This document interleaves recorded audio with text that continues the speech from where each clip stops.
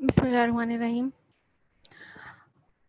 आज हमने जो टॉपिक्स करने हैं वो हैं elastin, Marfan syndrome and some few points about laminin and fibrillin.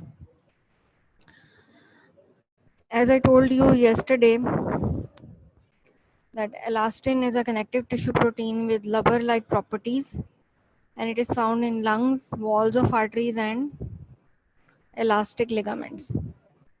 Elastic fibers can be stretched to several times their own normal length, but recoil to their original shape when the stretching force is relaxed. Okay. It is an insoluble protein polymer synthesized from a precursor tropoelastin. And tropoelastin is a linear straight chain polypeptide which is composed of 700 amino acids that are primarily small and non-polar. Amino acids जो इसके अंदर present हैं, these are glycine, alanine, valine, and some small quantities of hydroxyproline and hydroxylysine.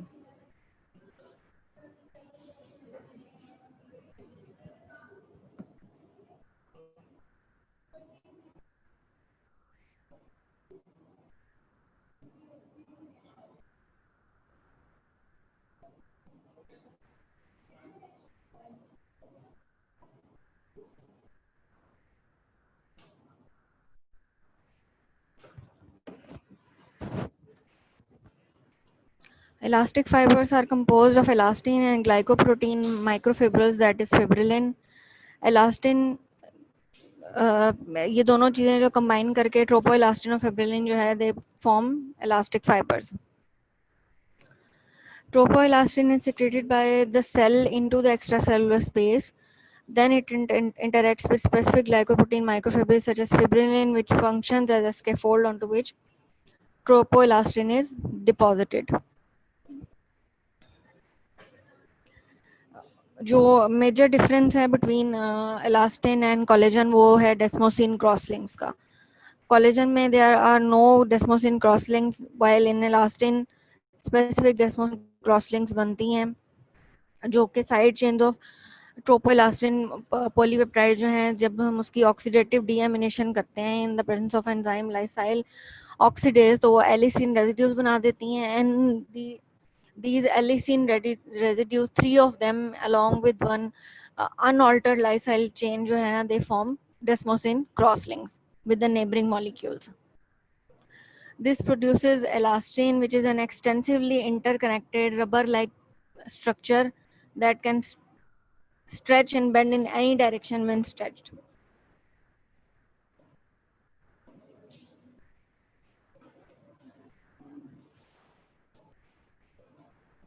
Elastic fibers in stretched and relaxed state इस picture में show किया. Relaxed state में आप देखें it is compact and closely packed structure. In stretch conformation it has been elongated and elastic monomers जो हैं उसमें compact force कम हो गई है.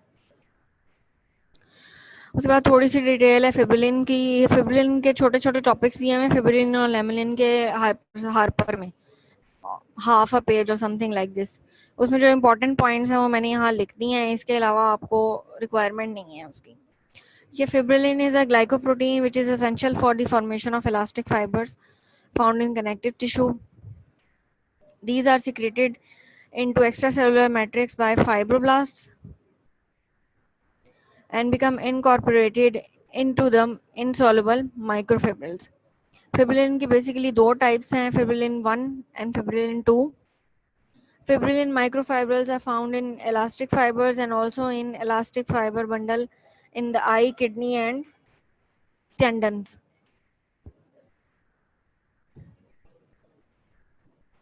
उसके बाद थोड़ी सी डिटेल है लेमिनिन की. Laminin is basically a major protein which is a component of basal laminas of the cell. Basal laminas आपको पता है ना कि वो जो कनेक्टिव टिश्यू या एक्स्ट्रा सेलुलर मैट्रिक्स जो होती है उसमें जो बेसल साइड के ऊपर जो स्ट्रक्चर प्रेजेंट होता है उसको हम बेसल लेमिनास कहते हैं. Basal laminas are specialized areas of extracellular matrix that surround epithelial and some other cells, for example, muscle cells. And laminin is a glycoprotein which consists of distinct elongated polypeptide chains, alpha, beta, and gamma chains linked together to form a complex elongated shape. Importance क्या है laminin की? एक तो ये इसकी importance है number 1 के ये it forms a network with type 4 collagen molecules, और दूसरी ये कि जो हमारी किडनी के जो सेल्स होते हैं, जो किडनी का बेसल लेमिना होता है, that is composed of two layers and it is a thick membrane. Thick membrane का फायदा ये होता है कि it plays an important role in glomerular filtration and it regulates the passage of large molecules, for example plasma proteins, across the glomerulus into the renal tubule.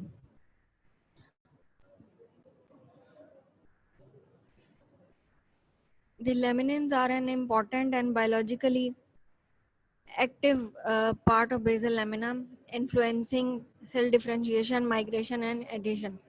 Cell differentiation, migration and adhesion किस चीज़ में important है? एक तो ये कि जब sales में हमारी डिफरेंट टाइप्स ऑफ सेल्स जो हैं बॉडी में वो उनकी ग्रोथ हो रही होती है, या फिर ये कि जो कैंसरस सेल्स होते हैं उसकी जो माइग्रेशन होती है ना वो with the aid of laminin होती है, और जो एडहेयर करते हैं सेल्स एक दूसरे के साथ वो भी with the help of laminin ही होता है. फिर हम डिस्कस कर लेते हैं कि what are the different diseases related to elastin. जो एलास्टिन के साथ जो रिलेटेड डिसऑर्डर है that is Marfan syndrome and it is a connective tissue disorder. उसमें म्यूटेशंस किसमें होती है? Mutation in the fibrillin 1 protein are responsible for Marfan syndrome.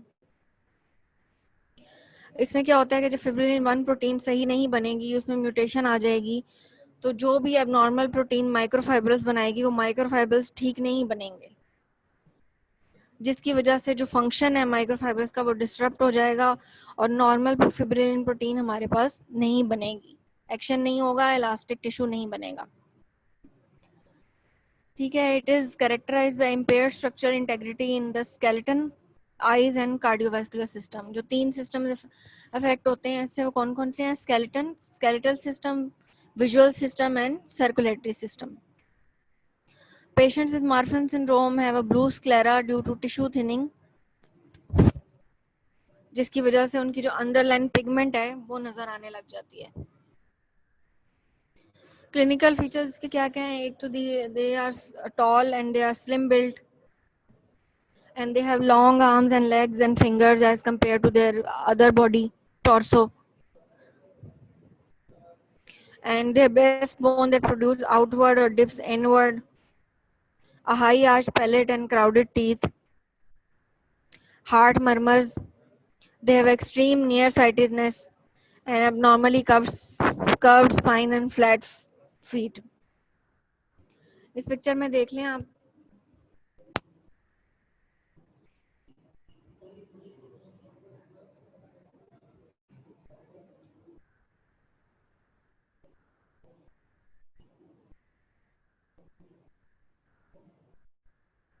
इस पिक्चर में देखें आपके आईज में जो है सबलक्सेशन ऑफ लेंस और रेटिनल डिटैचमेंट एंड कैटरेक्ट भी होते हैं. इसे सबलक्सेशन का मतलब है कि जो लेंस है ना उसमें मुख्तलिफ टाइप के उन प्रॉब्लम्स आ जाती हैं, टीयर्स आ सकते हैं, तो ऐसे लोगों में लेंस जो है आई का वो ठीक नहीं होता.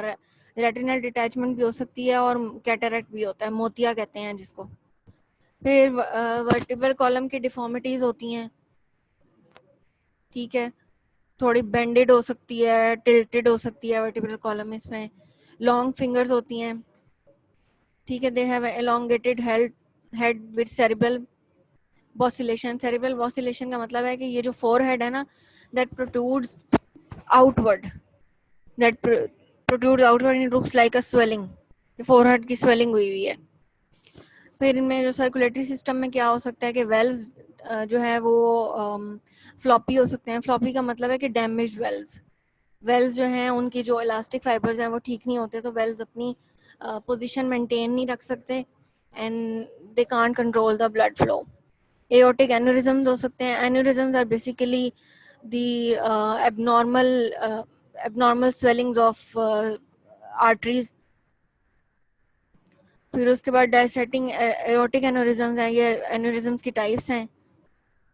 ठीक है, तो ये मेन फीचर्स हैं बेसिकली। स्केलेटल, विजुअल और सर्कुलेटरी सिस्टम में इसमें प्रॉब्लम्स होती हैं।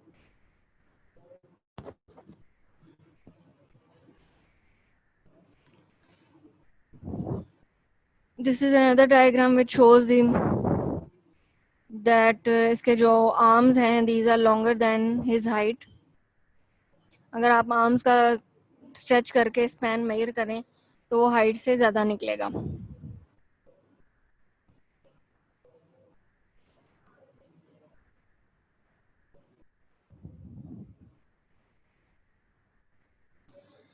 People with Marfan syndrome have extremely long fingers.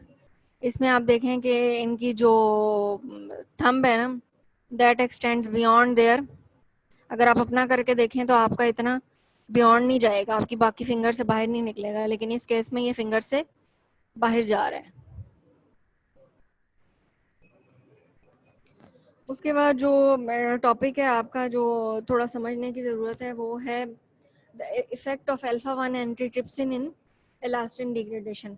Alpha 1 antitrypsin मैंने आपको बताया था कि जो एंटी प्रोटियाजेज क्लास है प्लाज्मा प्रोटीन्स की, उससे बिलोंग करते हैं alpha 1 antitrypsin in elastic degradation. अब इसमें एक चीज़ समझने की ये है कि हमारा जो लंग टिश्यू है उसमें different types of elastic fibres होते हैं। इलास्टिक फाइबर्स जो लंग में होते हैं वो किस लिए होते हैं कि they provide strength to alveoli and they provide mechanism for our lungs to expand. अब बॉडी में जब भी कोई लंग्स में कोई इन्फेक्शन होती है या इन्फ्लेमेशन होती है तो उस केस में क्या होता है कि जो इलास्टिक फाइबर्स होते हैं लंग के वो डिस्ट्रॉय होते हैं ड्यू टू द इन्फेक्शन और इन्फ्लेमेशन और डेड टिश्यू सेल्स जो हैं वो इलास्टिक फाइबर्स किस तरह से डिस्ट्रॉय होते हैं, इलास्टेज एंजाइम की वजह से, that consumes that elastic fibres, that destructs that elastic fibres. अब if this process of consuming the elastic fibers continues for longer period of time तो इससे क्या होगा कि लंग का जो अपना इलास्टिक टिश्यू है ना वो खुद ही ख़त्म होना शुरू हो जाएगा। तो obviously we don't want that. हमें लंग्स का जो इलास्टिक टिश्यू है वो चाहिए ही चाहिए फॉर प्रॉपर फंक्शनिंग। तो इस प्रोसेस को कंट्रोल करने के लिए जो अल्लाह ताला ने मैकेनिज्म बनाया हुआ है that is alpha 1 antitrypsin. Alpha 1 antitrypsin क्या करता है कि वो इलास्टेज एंजाइम को रोकता है, जाके उसको जाके स्टॉप करता है और उसको कहता है कि फर्दर जो है डिग्रेडेशन लंग के इलास्टिक टिश्यू की नहीं करनी। वो इसलिए कि अगर बहुत ज़्यादा इलास्टेज एंजाइम का एक्शन हो जाएगा तो लंग का अपना टिश्यू खुद ही डिसॉल्व हो जाएगा। तो उस चीज़ को बचाने के लिए जो चीज़ बनी हुई है जो प्लाज्मा प्रोटीन इंपॉर्टेंट है दैट इज़ अल्फा 1 एंटीट्रिप्सिन। ठीक है। और जो अल्फा 1 एंटीट्रिप्सिन की डेफिशिएंसी होती है जिन लोगों में उस डिजीज़ को हम कहते हैं एम्फाइसीमा। इसमें लंग का टिश्यू जो है वो डिस्ट्रॉय हो जाता है, एल्विलाई डिस्ट्रॉय हो जाते हैं।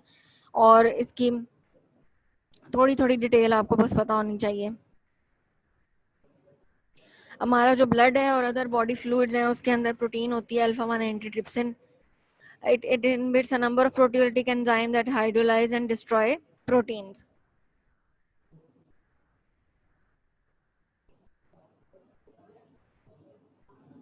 अल्फा 1 एंटीट्रिप्सिन का नाम से रखा था क्योंकि बिकॉज शुरू में जब ये डिस्कवर हुआ था तो उन्होंने देखा था कि ये ट्रिप्सिन की एक्टिविटी को ब्लॉक करता है जो कि पेनक्रियास से प्रोड्यूस होता है, तो उसकी एक्टिविटी को ये ब्लॉक करता है।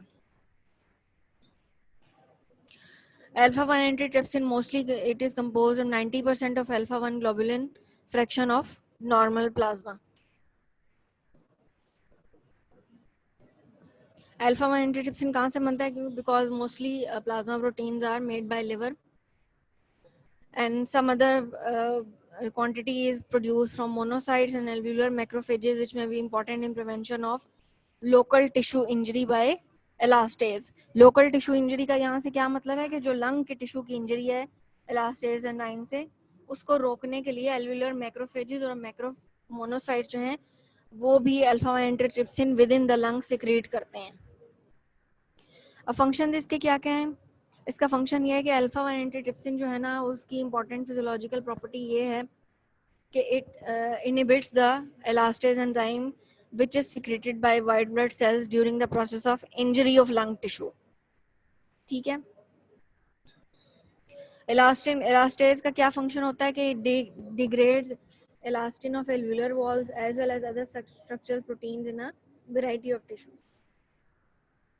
ये जो मैंने आपको बात पहले बताई है कि नॉर्मल लंग में क्या होता है कि एल्विला है chronically expose to low levels of neutrophil elastase release from activated and degenerating neutrophils. अगर ये प्रोटियोलिटिक एक्टिविटी चलती रहे तो it can destroy the elastic tissue of lungs, अगर हम इसको अल्फा 1 एंटीट्रिप्सिन से कंट्रोल ना करें। एंड बिकॉज लंग टिश्यू जो है वो हमारे पास रीजनरेट नहीं हो सकता, दैट इज वाई अगर ये अल्फा 1 एंटीट्रिप्सिन की डेफिशिएंसी हो और अल्फा 1 एंटीट्रिप्सिन की म्यूटेशन हो और there is some other conditions, कोई बंदा क्रॉनिक स्मोकर है या किसी को क्रॉनिक लंग डिजीज है, तो उस केस में क्या होता है कि अल्फा 1 एंटीट्रिप्सिन अपना एक्शन नहीं करता और एलास्टेज एंजाइम जो है वो लंग की एल्वेलर वॉल्स को ख़त्म कर देता है, उनको डिस्ट्रक्ट कर देता है, और इस कंडीशन को हम कहते हैं एम्फाइसीमा। इसमें आप फिगर में देखें, ये बताया हुआ है कि जो एल्विला कोई भी इंजरी हुई है, बैक्टीरिया इन्फेक्शन या इन्फ्लेमेशन है, उसकी वजह से न्यूट्रोफिल्स एक्टिवेट हो गए हैं लंग टिश्यू के अंदर। न्यूट्रोफिल्स ने क्या किया है, इलास्टेज एंजाइम सीक्रेट किया है। इलास्टेज एंजाइम जो है ना वो इलास्टिक फाइबर्स को डिस्ट्रॉय कर रहा है, बट उसको कंट्रोल कौन कर रहा है, उसको कंट्रोल कर रहा है अल्फा 1 एंटीट्रिप्सिन। और अगर अल्फा 1 एंटीट्रिप्सिन की डेफिशिएंसी हो जाए तो ये क्या करेगा कि will cause the neutrophil elastase to destroy the lungs.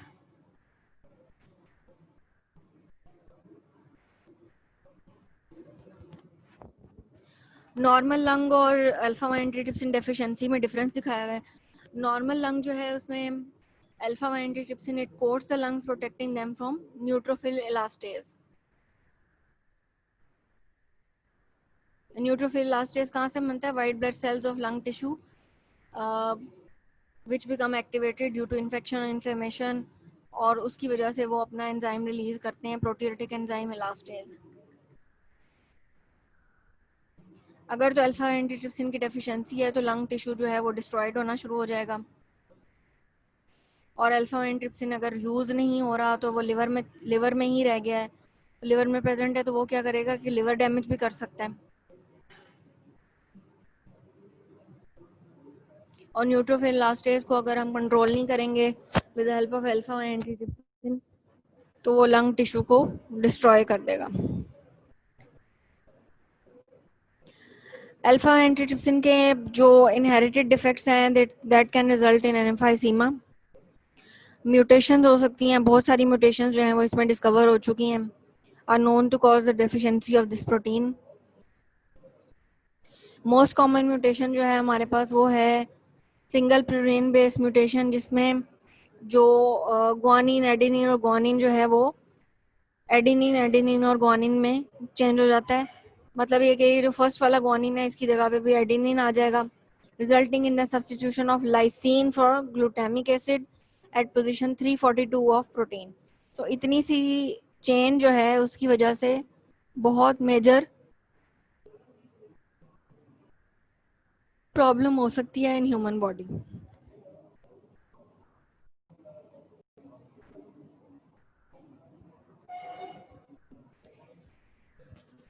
ये एक पाथवे दिखाया हुआ है कि पोलीमराइजेशन, अगर म्यूटेटेड प्रोटीन है अल्फा 1 एंटीट्रिप्सिन तो it becomes polymerise and it forms aggregates in the endoplasmic reticulum of hepatocytes, and which results in the decreased secretion of alpha 1 antitrypsin by the liver, and it causes accumulation of mutated protein inside the liver, which may cause cirrhosis of liver.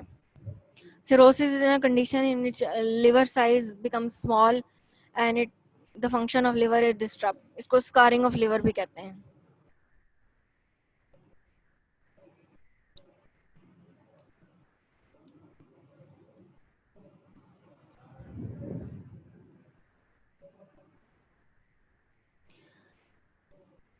अब जो smokers का मैंने आपको बताया था कि smokers में क्योंकि लंग फंक्शन वैसे ही कॉम्प्रोमाइज होता है, उनके लंग टिश्यू काफ़ी डिस्ट्रॉय हो चुका होता है, and smoking causes oxidation and subsequent inactivation of methionine residues, जिसकी वजह से it can cause the alpha 1 antitrypsin powerless to neutralize elastase. Smoking क्या करती है कि मिथ्योनिन रेजिड्यू जो होता है अल्फा वन एंटीट्रिप्सिन में, उसको डीएक्टिवेट कर देती है और उसको ऑक्सीडाइज कर देती है, जिसकी वजह से वो अपना एक्शन नहीं कर पाता और जो इलास्टेज का जो फंक्शन है वो फर्दर चलता रहता है और लंग टिश्यू डिस्ट्रॉय हो सकता है। सो अगर कोई इंसान है और उसमें अल्फा वन एंटीट्रिप्सिन की डेफिशिएंसी है तो हम उसको एक्सटर्नल सोर्सेज से ट्रीटमेंट के थ्रू अल्फा वन एंटीट्रिप्सिन दे सकते हैं, मेडिसिन और इंजेक्शंस वगैरह। लेकिन इफ़ इन केस अगर if that person is a smoker too, तो उन लोगों में जो ट्रीटमेंट का रेट है और जो सर्वाइवल रेट है that is less as compare to non smokers. Normal lung has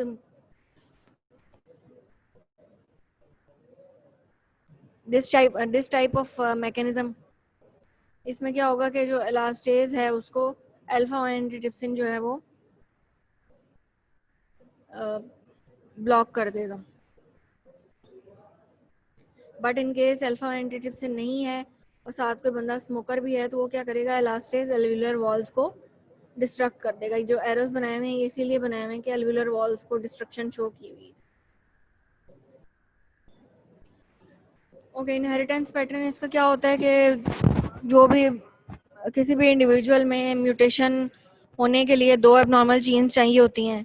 दो एबनॉर्मल जीन्स में म्यूटेशन होगी तो अल्फा वन एंटीट्रिप्सिन की डेफिशिएंसी होगी और उसमें म्यूटेशन आएगी।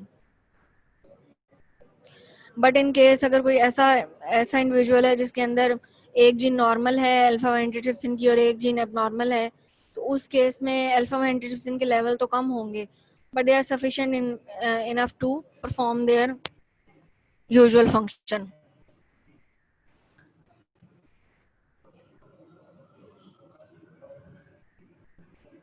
ट्रीटमेंट इसकी क्या है? हम इसकी ऑगमेंटेशन थेरेपी कर सकते हैं, intravenous administration of alpha antitrypsin.